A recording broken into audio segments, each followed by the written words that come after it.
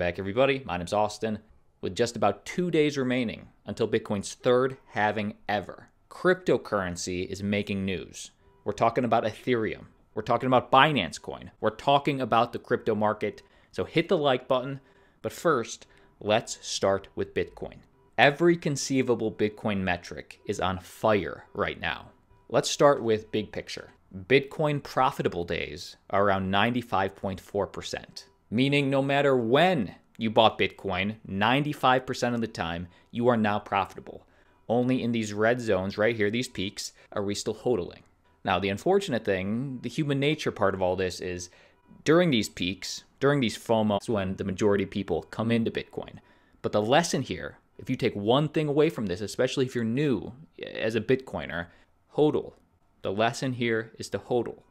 The people that bought at the peak of, let's say, 2014 had to hold for what? Over 2 years until they were profitable. If you bought right here today and Bitcoin tanks for the next 6 months, how long are you willing to hold? Something to think about. And before we get to Ethereum, Bitcoin metrics are popping off. Some we've mentioned, some we haven't. Let's look at this as a whole. The number of daily active Bitcoin addresses has grown around 47% since the beginning of 2020. For perspective, that's a growth rate Bitcoin's network hasn't seen since the go-go days of 2017. Now, this means two things. This means that OGs are maybe diversifying, getting more than one Bitcoin address. This also means that new people are getting their first Bitcoin address.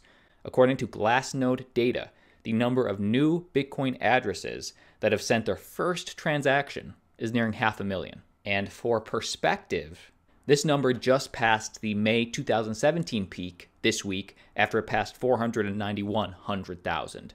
So we are not quite near the December 2017 peak of 800K, but we're close. Could we be mirroring a 2017 run? Nobody knows the future, but these numbers are bullish. Okay, so as a subscriber to this channel, as a Bitcoin hodler, what's the point? Well, the point is these metrics are obviously probably popping off because of the fundamental event we're about to witness.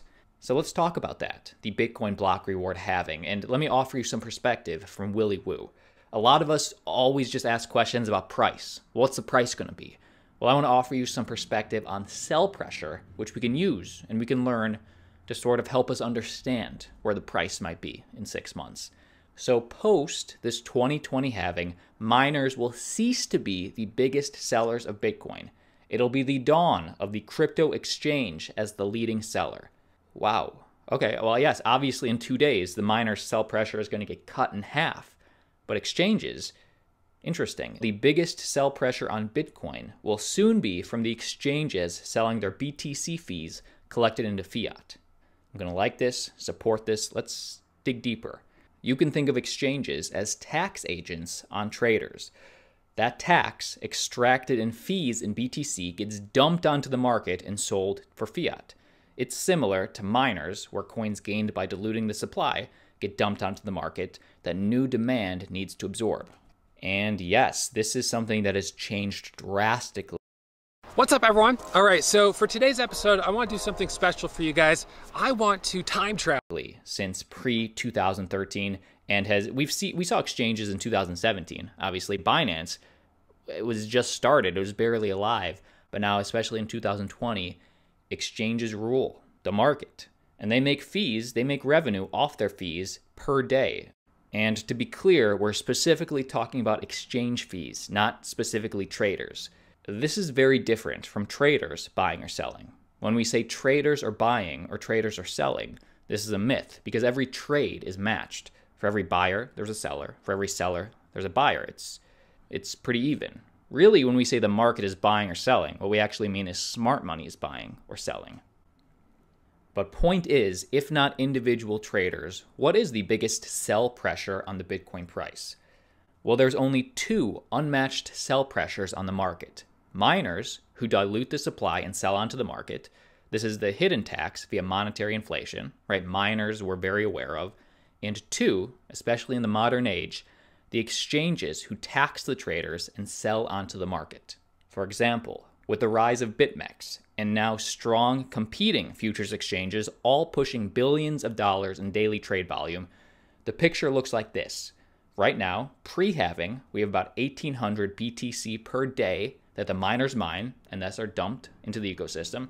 After the halving, that sell pressure gets cut in half to 900 BTC per day from miners post-halving. But from exchanges, we have around 1,200 BTC per day in exchange fees. Now, this doesn't mean that 100% are getting converted and sold. Just like when we mine 1,800 BTC per day from miners, not all of them are getting sold, but a percentage of them are. Now, what can you do? Not much. This is just the reality of being a Bitcoiner in 2020. But when I look at the long-term price chart of BTC USD from 2017 to today, the rise of the BitMEX-style futures exchanges has made an irrevocable footprint on the price. We have much more sideways action now from the additional sell pressure. So, the takeaway is this. Fundamentally, nothing has changed for Bitcoin. Time frame wise, though, we now have extra sell pressure from these exchanges. Again, we didn't have the first exchanges until 2013. We had minimal exchanges in the years after, and in 2020, man, exchanges, in a sense, rule the market. So maybe the 4-year cycle turns into the 5-year cycle. Again, fundamentally, nothing has changed, but are you willing to hodl? While futures exchanges bring liquidity to the market, which is good, offer useful hedging for legitimate use cases, which is good, they will bring the largest bearish pressure on Bitcoin from here on in. Something to consider.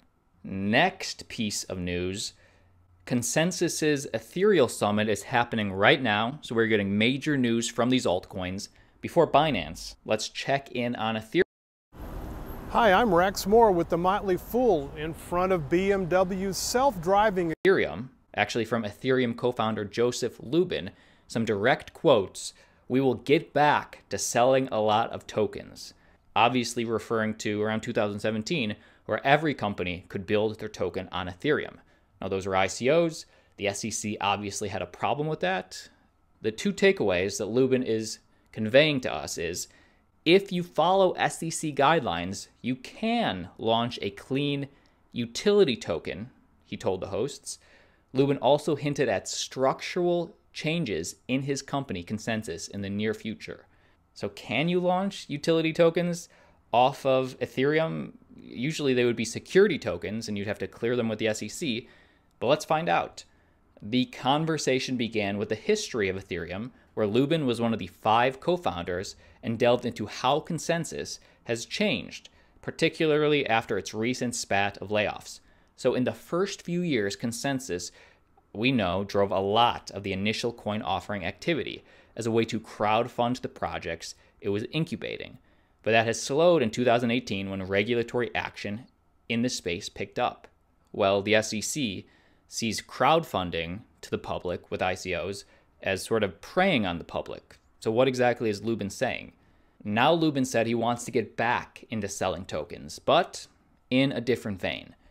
It is all about how you sell them and how you market them, Lubin said of token launches. You could sell a utility token, and if you do your legal homework, so what is this legal homework that will allow the SEC to accept this? Well, if you ensure you are not selling in huge quantities to speculators, and you do certain things based on the guidance from the SEC, like basically proving buyers of the token are using it before you open it up for trading, then you've got a clean utility token, he said. So it looks like Ethereum doesn't want to lose one of its main use cases, which is the ability to launch other tokens on top of them. Now, in my opinion, it's never going to be like the 2017 days for Ethereum, simply because we now have major competition. There's Binance Chain, there's EOS, there's all these Ethereum killers.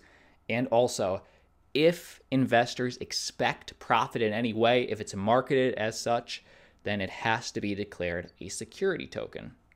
So we'll see. Next piece of news, Binance doesn't have a headquarters because Bitcoin doesn't. Again, we're getting a lot of direct quotes from these project leaders because of Consensus's Ethereal Summit happening now. To kick off this summit, Unchained podcast host Laura Shin held a cozy fireside chat with CZ. But the big question came when she asked, where is Binance? Where's the headquarters then? And this seemingly simple question is actually more complex.